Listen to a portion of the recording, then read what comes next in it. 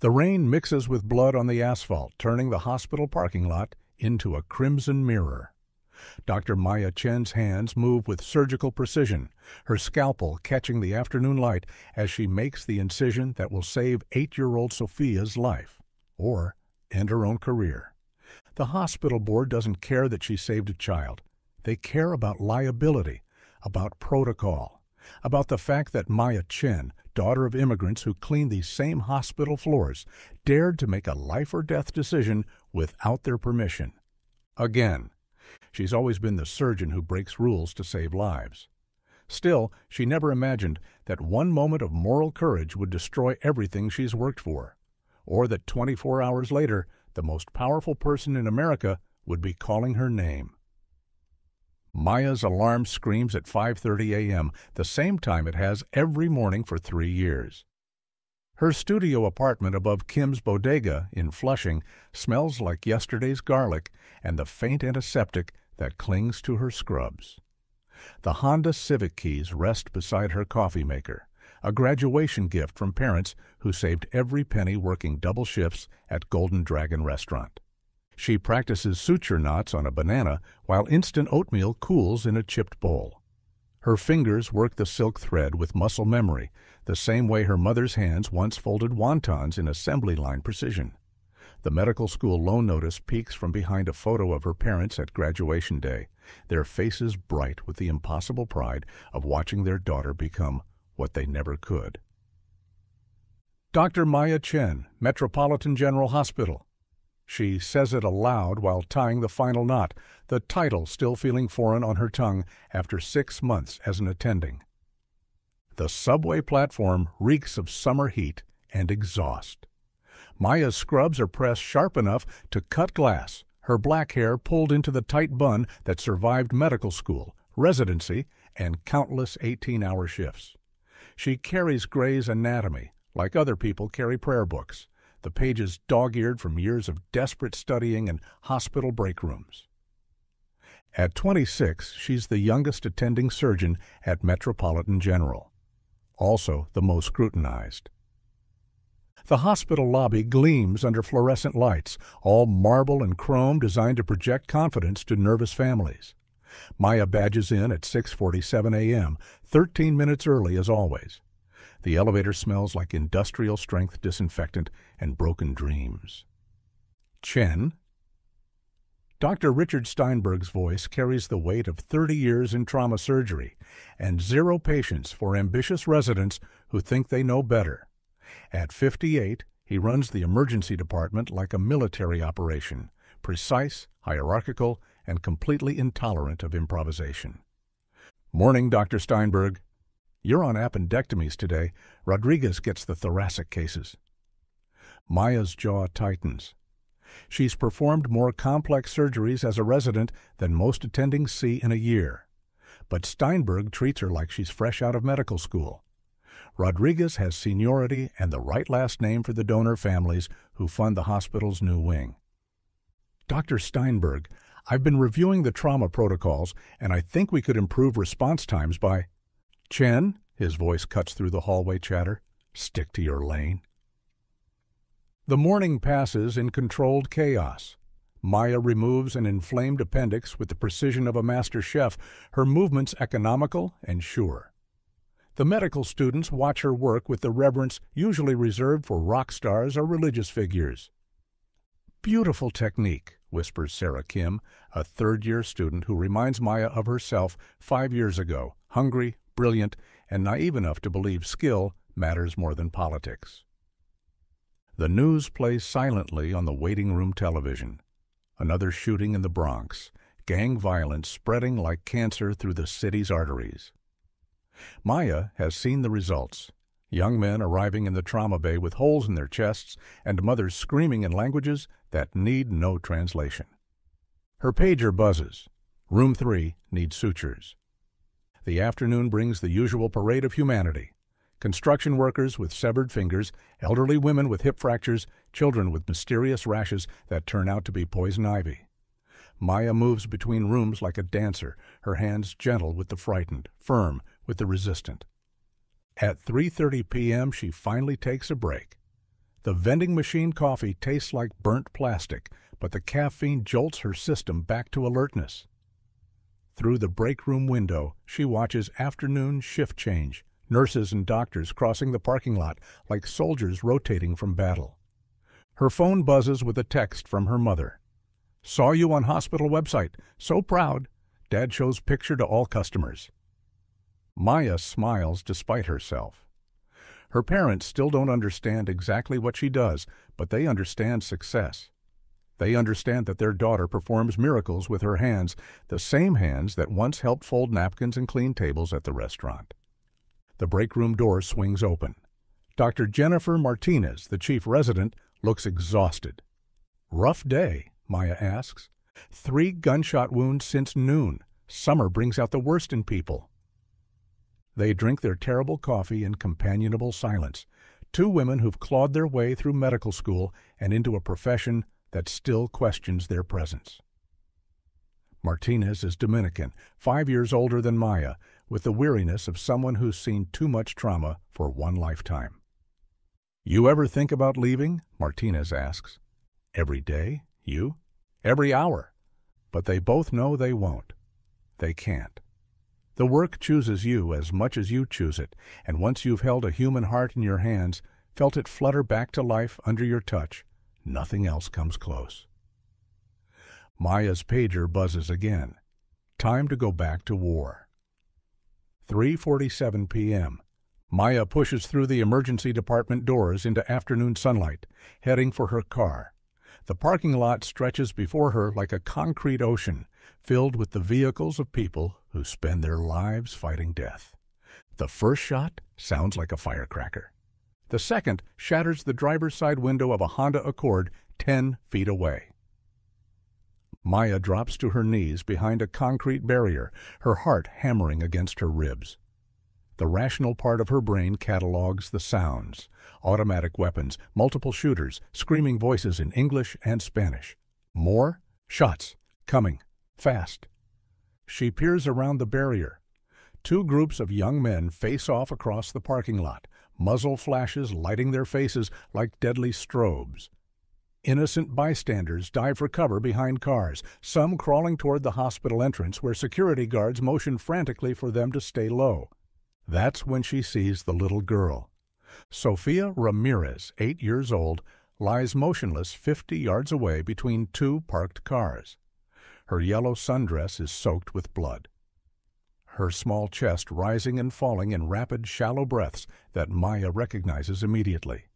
Tension pneumothorax. Air trapped in the chest cavity, pressing against the heart. Fatal within minutes without intervention. Sofia's mother kneels beside her, screaming in Spanish, her hands fluttering helplessly over the wound. The woman's voice cuts through the gunfire like a blade. "Mi niña, socorro, por favor." Hospital security has established a perimeter around the emergency entrance. Protocol demands that no medical personnel enter an active crime scene. The police are en route, but the shooters show no signs of stopping. An ambulance crew crouches behind their vehicle, unable to reach the victims. Maya watches Sofia's lips turn blue. Every second of delay reduces the child's survival chances. The hospital is 50 yards away, but it might as well be 50 miles with bullets flying and protocol keeping everyone behind safe lines. Dr. Steinberg appears beside her, having emerged from another exit. His face is grim behind wire-rimmed glasses. "Chen, get back inside, now." There's a child with a penetrating chest wound, probable pneumothorax. She needs immediate decompression. The scene isn't secure. We wait for police clearance. Maya stares at Sofia's motionless form. The girl's chest barely moves now, her mother's screams growing more desperate. Maya calculates time and distance, risk and reward. She thinks of her own childhood, of parents who risked everything to give her a chance at this life. Dr. Steinberg, she has maybe 3 minutes before cardiac arrest. "Chen, I'm ordering you to remain behind the perimeter." But Maya is already moving. She vaults the concrete barrier with the surgical kit from an abandoned ambulance, adrenaline drowning out Steinberg's shouted commands. The parking lot becomes a maze of cover as she low crawls between cars, the asphalt hot against her palms. A bullet winds overhead, close enough to disturb her hair. She reaches Sophia's position as the first raindrops begin to fall. The child's mother looks up with desperate hope, recognizing the scrubs, if not the face. "Doctora?" "I'm going to help her." Maya's Spanish is medical school basic, but fear transcends language barriers. She presses her stethoscope to Sophia's chest. No breath sounds on the right side. The trachea has shifted left, confirming her diagnosis. Without immediate decompression, the trapped air will crush the heart completely. Maya opens the surgical kit with steady hands, rain beginning to streak her face. She has no anesthesia, no sterile environment, no proper lighting. Just knowledge, skill, and the absolute certainty that doing nothing means watching a child die. The scalpel gleams in her palm. "Hold her shoulders," she tells Sophia's mother, then switches to Spanish. "Mantenga sus hombros." Maya locates the fourth intercostal space, right side, mid-axillary line, the textbook location for emergency thoracostomy. She makes the incision with one quick motion, cutting through skin and muscle until she hears the telltale hiss of escaping air. Sophia's color begins to improve immediately. The trapped air rushes out through the opening Maya has created, relieving the pressure on the heart. Sophia's breathing deepens, her lips regaining pink color. Her mother sobs with relief, clutching the child's hand. Maya inserts a chest tube to keep the opening patent, securing it with sutures that would make her surgical professors proud. Rain falls steadily now, turning the parking lot into a crimson lake, but her hands remain rock steady. The gunfire has stopped. Police sirens wail in the distance, growing closer. Maya looks up to see Dr. Steinberg approaching with hospital security, his face a mask of fury and disbelief. "Dr. Chen, step away from the patient." Maya completes the final suture before looking up. Sophia's breathing is normal now, her mother weeping with joy over the daughter she almost lost. The thoracostomy was successful. She'll need a proper chest tube placement and monitoring, but the immediate crisis is resolved. Steinberg stares at the surgical site, then at Maya's blood-soaked scrubs, then at the child who would be dead without her intervention. "You directly violated my orders. You compromised patient safety by operating in an unsterile environment. You used medical equipment without proper authorization." Maya stands slowly, her knees aching from the concrete. Around them, paramedics are loading Sophia onto a stretcher, her vital signs stable. The child's mother kisses Maya's hand repeatedly, tears streaming down her face. "I saved her life. You ended your career." As police tape surrounds the crime scene and investigators begin documenting evidence, Maya realizes that her surgical kit, the one she grabbed from the ambulance, wasn't properly sterilized. The parking lot wasn't a sterile field. She had no legal authority to operate outside the hospital. But Sofia Ramirez is alive. The media arrives before the last ambulance leaves. Someone with a cell phone filmed the entire surgery, and the footage is already spreading across social media. Parking lot surgery saves child's life, and doctor breaks rules to save girl. Maya doesn't see the headlines. She's too busy filling out incident reports and watching her career die in real time. The hospital administration conference room smells like legal documents and career death. Maya sits across from Dr. Steinberg, 3 hospital lawyers, the chief of staff, and a woman from risk management whose job is making lawsuits disappear. 24 hours have passed since the parking lot surgery. "Dr. Chen, let's be clear about what happened yesterday." The head lawyer, a man whose suit costs more than Maya's monthly salary, slides a folder across the table. "You violated hospital protocol, state medical regulations, and potentially federal guidelines regarding emergency medical response." Maya stares at the folder without opening it. Her suspension letter, probably. Maybe worse. Sofia Ramirez would be dead without my intervention. That's not the issue here. Dr. Patricia Wong, the chief of staff, looks genuinely pained. At 45, She's navigated the hospital's political waters long enough to recognize a career-ending decision when she sees one. The issue is liability. What if your improvised surgery had failed? What if she died on that parking lot? She was dying anyway, but not under our legal responsibility. The risk management woman opens her laptop, fingers clicking across keys like a telegraph operator sending bad news. The state medical board has opened an investigation.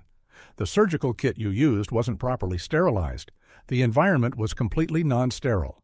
You had no legal authority to operate outside hospital grounds without proper authorization. Maya thinks about Sophia's blue lips, the sound of trapped air escaping through her surgical incision, the way the child's mother collapsed with relief when her daughter started breathing normally. I'm suspending you pending the completion of all investigations. Dr. Steinberg's voice carries no pleasure, but no regret either. Your hospital privileges are revoked immediately. You're to surrender your ID badge and clear out your locker today. The words hit like physical blows. Maya has worked toward this career since she was 10 years old, watching her parents sacrifice everything for her education. Medical school, residency, the brutal years of proving herself worthy of holding human lives in her hands, gone because she chose to save a child instead of protecting herself. The media is calling you a hero. The lawyer's voice drips with disdain, but heroes don't usually face medical malpractice lawsuits. Maya looks up sharply. The family is suing? Not the family, the hospital, for creating a liability situation that could have resulted in wrongful death charges if your parking lot surgery had failed. The room tilts slightly. Maya grips the conference table to steady herself. Let me understand this. You're suing me for successfully saving a child's life.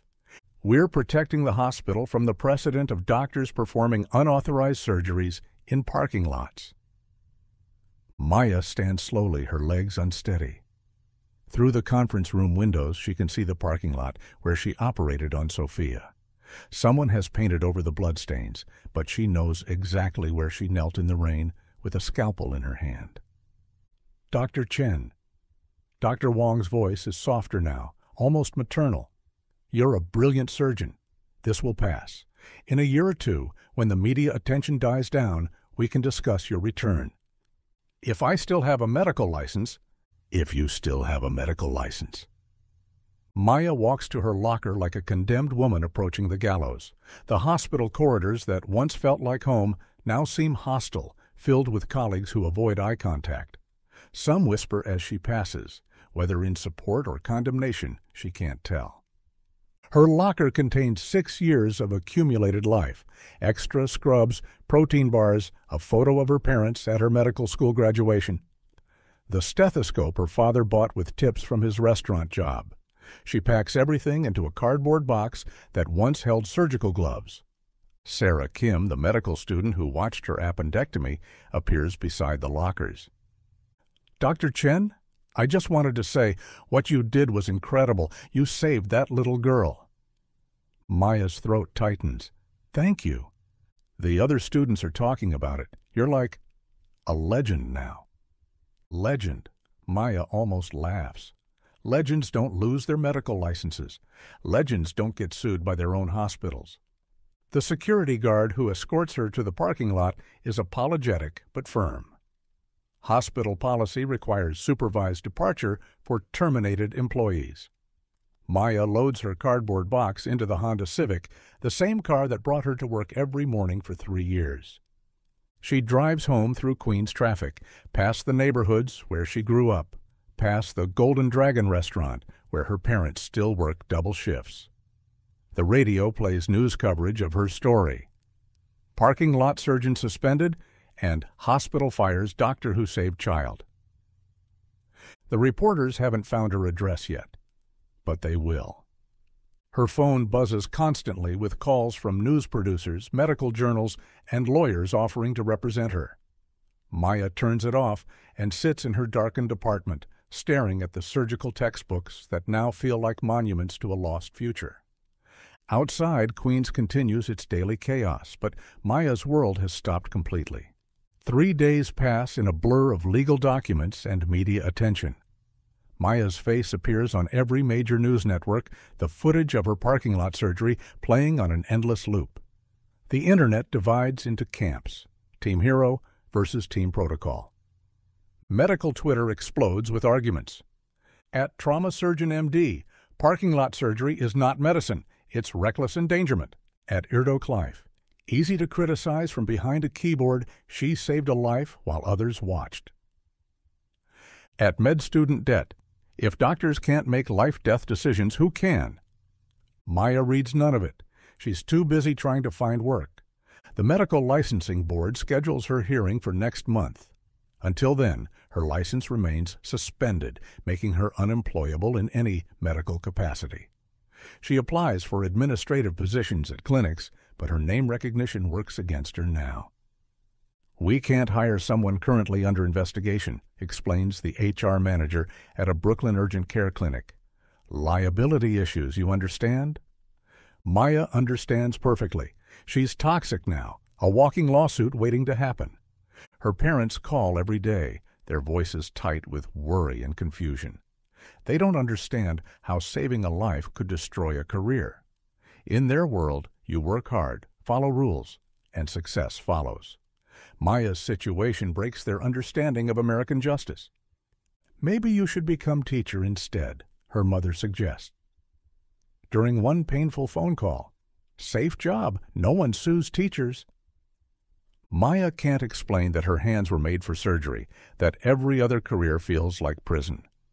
How do you tell your parents that you'd rather risk everything to save lives than play it safe behind a desk? The hospital's legal team sends settlement offers, sign a non-disclosure agreement, admit no wrongdoing, but accept responsibility for protocol violations, and they'll drop the lawsuit.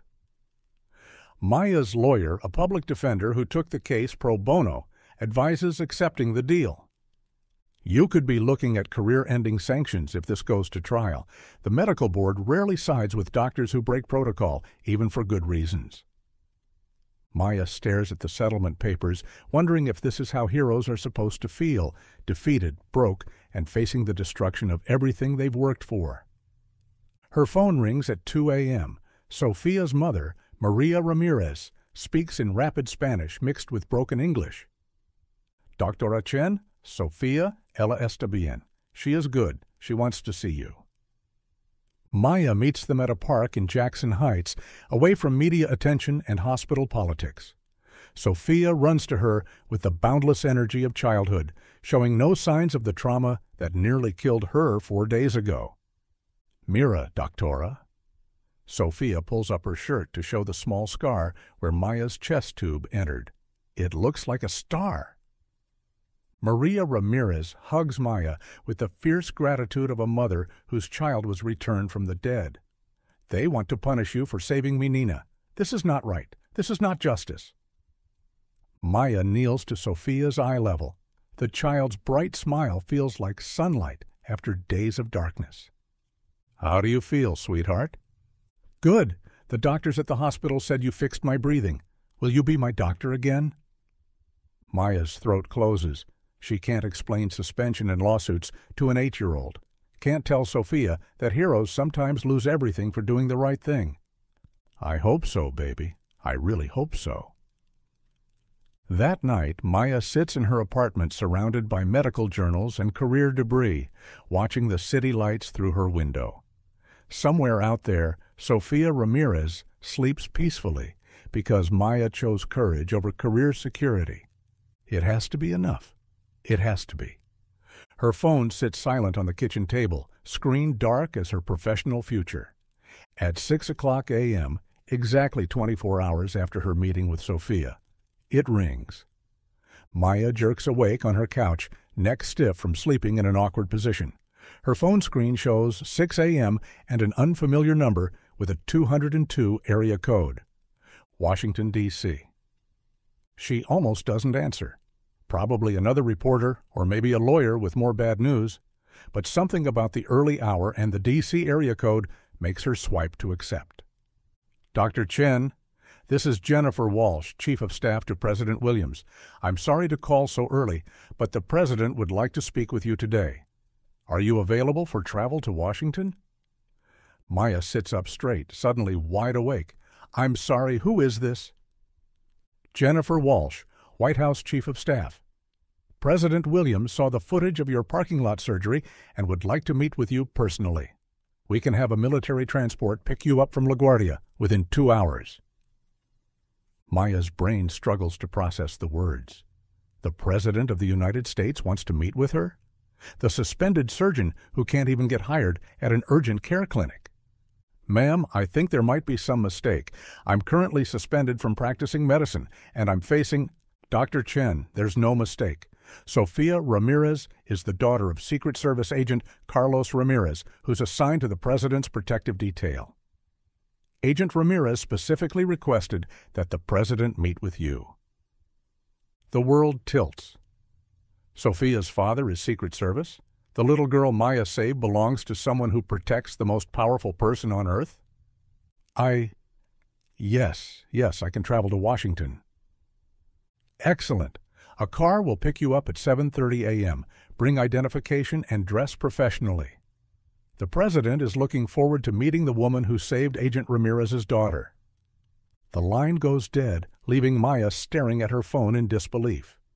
72 hours ago, she was a suspended surgeon facing career destruction. Now she's being summoned to the White House by the President of the United States. She showers quickly, her hands shaking as she washes her hair. What does one wear to meet the President?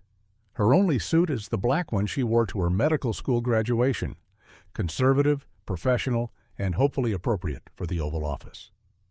The car arrives exactly at 7:30, a black SUV with government plates and two serious-looking men in suits who check her ID against a list before allowing her inside. Maya has never ridden in a vehicle this secure, with communication equipment and windows that probably stop bullets. First time meeting the President? Asks the driver, a woman with military bearing and kind eyes. First time meeting anyone this important. She's good people, straight shooter, you'll like her. The flight to D.C. passes in a blur of anxiety and speculation. Maya tries to imagine what the President wants from a suspended surgeon, but every scenario seems equally impossible. The military transport lands at Andrews Air Force Base, where another government car waits to drive her through the Capitol. Washington feels like a different country from Queens, all marble monuments and political power instead of bodegas and immigrant dreams. Maya presses her face to the window as they pass the Washington Monument, the Capitol building gleaming in morning sunlight. The White House appears smaller in person than on television, but the security presence is overwhelming. Maya passes through multiple checkpoints, each one confirming her identity and appointment.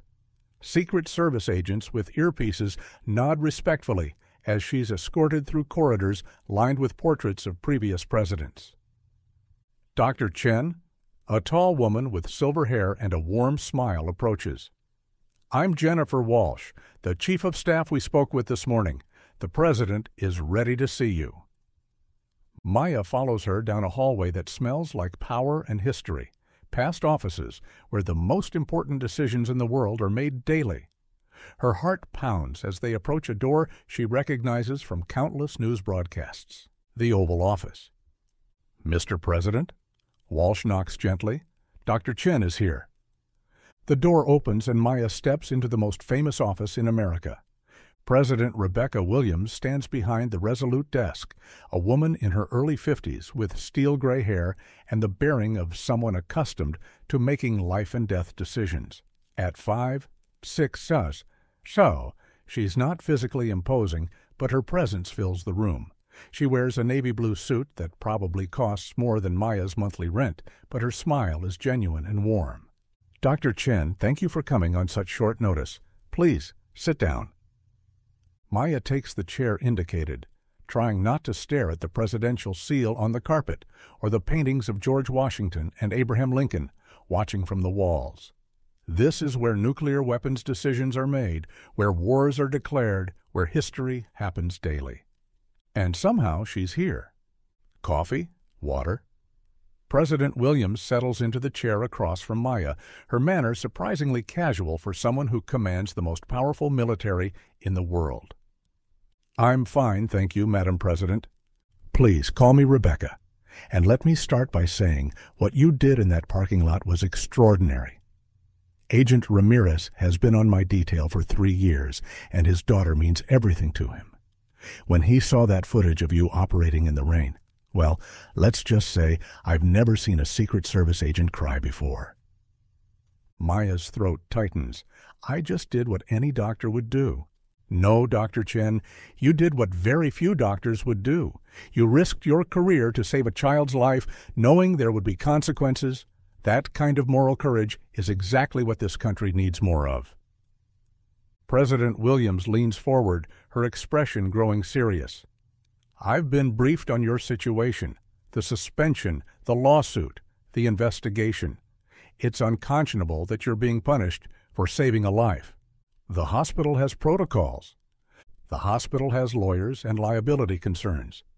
But sometimes protocols get in the way of doing what's right. President Williams stands and walks to the window overlooking the rose garden. I spent 20 years in the military before politics, Dr. Chen. I understand the difference between following orders and following your conscience. Maya waits, sensing that something significant is about to happen, but unable to imagine what. I'm creating a new federal position, Director of Emergency Medical Response. The role would coordinate disaster medical care across all federal agencies, FEMA, Military Medical Corps, CDC, Health and Human Services. When hurricanes hit, when terrorists attack, when mass casualty events overwhelm local resources, you'd have the authority to cut through red tape and save lives. Maya's breath catches. A federal position? With the authority to override local protocols? The salary is $185,000 annually, plus federal benefits. Your medical license would be federally protected, meaning state boards couldn't suspend you for making emergency medical decisions in disaster situations. You'd report directly to the Secretary of Health and Human Services, with a dotted line to my office. $185,000, 3 times what Maya made at the hospital, more money than her parents made in 2 years combined. Madam President, this is incredible, but I'm not sure I'm qualified for such a responsibility. President Williams turns back to Maya, her expression intense. Dr. Chen, you performed emergency surgery in an active crime scene to save a child's life. You made a split-second decision that required technical skill, moral courage, and absolute commitment to your oath as a physician. Those are exactly the qualities I need in someone who will coordinate medical response during our nation's worst moments. Maya thinks about Sophia's blue lips, the sound of trapped air escaping through her surgical incision, the way bureaucracy nearly cost a child her life. How many other Sophia Ramirez's could she save with federal authority and resources? There's one more thing. President Williams opens a folder on her desk. I'm establishing a $50 million annual budget for emergency medical preparedness. You'd have discretion over how those funds are allocated. Training programs, equipment, personnel, whatever you determine is most needed. $50 million. Maya can barely comprehend the number. The hospital's entire emergency department budget is less than $10 million annually. Agent Ramirez asked me to give you this. President Williams hands Maya a folded piece of paper. It's from Sophia. Maya unfolds the paper to find a child's drawing. A stick figure doctor with black hair operating on a smaller stick figure in what appears to be a parking lot. Hearts and stars surround both figures, and at the bottom, in careful second-grade handwriting, "Thank you for saving my life, Dr. Chen. Love, Sophia." Maya's eyes fill with tears. Dr. Chen, I can't undo what the hospital did to you. I can't erase the investigation or the lawsuit, but I can offer you a chance to save lives on a scale you never imagined possible. The question is, are you ready to break some rules for the greater good? Maya looks at Sophia's drawing, thinking about the child who would be dead without her intervention. She thinks about her parents, who sacrificed everything for her education, She thinks about all the future emergencies where protocol might triumph over common sense, all the lives that could be lost while bureaucrats debate liability. "Yes, Madam President, I'm ready." President Williams smiles, the expression transforming her face from political leader to proud mentor. "Then let's change how America responds to medical emergencies. Welcome to the White House, Dr. Chen." 6 months later, Maya stands in the same hospital parking lot where she saved Sophia's life, but everything has changed. The asphalt has been resurfaced, the bloodstains long since scrubbed away, but Maya knows exactly where she knelt in the rain with a scalpel in her hand. Today, she's here as the Federal Director of Emergency Medical Response, accompanied by a team of reporters, hospital administrators, and government officials. Dr. Steinberg stands to her left, his expression carefully neutral, but his body language suggesting discomfort with the power dynamic reversal. "Ladies and gentlemen," Maya addresses the assembled crowd, her voice carrying the authority that comes with federal backing and a $50 million budget. 6 months ago, a little girl nearly died in this parking lot while protocol prevented medical professionals from saving her life. Today, I'm announcing the Sophia Protocol, federal guidelines that will protect medical professionals who make life-saving decisions in emergency situations. The cameras flash as Maya continues, her words carrying weight that would have been impossible when she was just another suspended surgeon. The Sophia Protocol establishes federal protection for emergency medical interventions performed outside traditional healthcare settings during mass casualty events, natural disasters, or public safety emergencies. No doctor, nurse, or paramedic should face career destruction for choosing to save lives. She looks directly at Dr. Steinberg. Additionally, we're establishing a national training program for emergency medical response, with Metropolitan General Hospital serving as the pilot site. This program will receive $5 million in federal funding annually. Dr. Steinberg's expression shifts from discomfort to surprised gratitude. $5 million could transform the hospital's emergency capabilities, hire additional staff, purchase equipment that saves lives daily. Dr. Steinberg, would you like to say a few words about the partnership? He steps to the microphone, the same man who suspended Maya for breaking protocol, now preparing to thank her for bringing federal resources to their hospital. Dr. Chen. Director Chen has shown us that sometimes the greatest act of healing requires the courage to break conventional rules. We're honored to partner with the federal government in training the next generation of emergency medical responders. Maya nods respectfully, understanding that this moment represents more than professional reconciliation. It's proof that institutions can change, that courage can be rewarded instead of punished, that sometimes the system bends toward justice. After the ceremony, Maya walks through the hospital corridors that once felt like home, then like exile, and now feel like a battlefield she's won. Young medical students and residents nod respectfully as she passes. She's become a legend in medical education, the doctor who broke rules and got rewarded instead of destroyed. Director Chen, Sarah Kim, the medical student who watched Maya's appendectomy, approaches nervously. She's in her 4th year now, preparing for residency applications and the brutal years ahead. "Sarah, how are your applications going?" "Good, I think. I wanted to ask, the Sophia Protocol Training Program, does it include positions for new residents?" Maya smiles. This is exactly what she hoped for. Young doctors inspired to put patients before politics, to choose courage over career safety. Absolutely. We're looking for medical professionals who understand that sometimes saving lives means breaking rules. Interested? Sarah's face lights up. Yes, absolutely. I want to be the kind of doctor who operates in parking lots if that's what it takes. Maya leaves the hospital as the sun sets over Queens, the same neighborhood where she grew up dreaming of becoming a doctor. But her destination isn't the old studio apartment above Kim's Bodega. The federal government relocated her to a spacious townhouse in Georgetown, complete with security detail and a salary that lets her send money home to her parents. Her phone buzzes with a text from Maria Ramirez. Sophia wants to know if you can come to her birthday party next weekend. She's telling everyone her doctor works for the president now. Maya types back, "I'll be there. Tell her I'm bringing a very special guest." President Williams had agreed to make a brief appearance at Sophia's party, understanding that the child's recovery represents more than one successful surgery. It represents the power of moral courage to transform systems, careers, and lives. As Maya's government car pulls away from Metropolitan General Hospital, she thinks about the path that brought her here. Immigrant parents who sacrificed everything for her education, years of medical school and residency, the moment of truth in a parking lot when she chose to save a life instead of protecting her career. Sometimes breaking the rules is the most ethical thing you can do.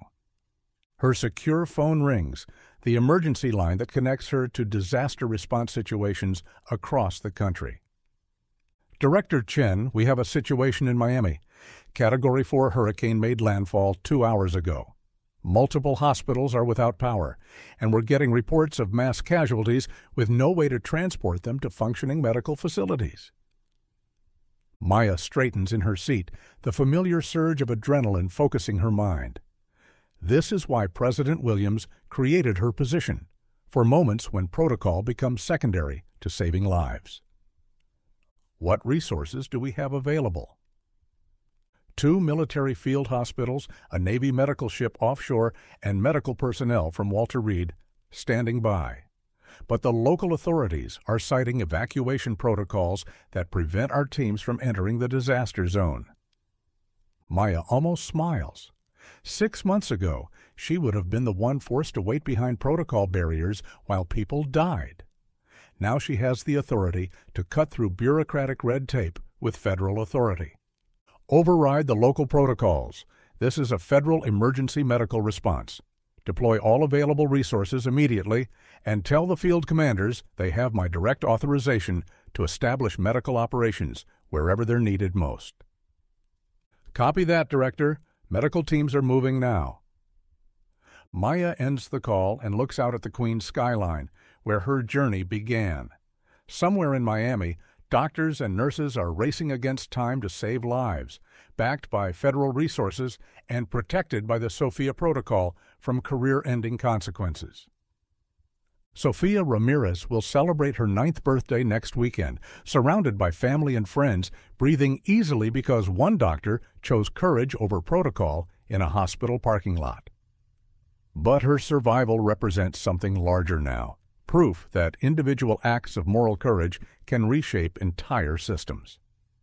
Maya's parents call as her car crosses the Queensboro Bridge, their voices bright with pride they still struggle to articulate. "Maya, we saw you on the news again. The restaurant customers, they all know our daughter works for the president now." "I'm just doing my job, Mom." "No, mija, you're changing the world, one patient at a time." As Maya's government car disappears into the evening traffic, heading back to Washington and the next emergency that will require federal medical intervention, the hospital parking lot behind her remains quiet under the streetlights. But the spot where she knelt in the rain, with a scalpel in her hand, where she chose to save a life instead of protecting her career, will forever mark the place where one doctor's courage transformed American emergency medicine. The Sophia Protocol now protects thousands of medical professionals across the country. The Federal Emergency Medical Response Program trains hundreds of doctors and nurses annually. And somewhere in Queens, a little girl with a star-shaped scar sleeps peacefully, dreaming of the doctora who broke all the rules to save her life. Maya Chen learned that sometimes the most ethical thing you can do is break the rules.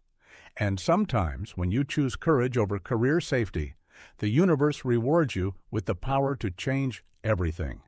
24 hours can change a life, but one moment of moral courage can change the world.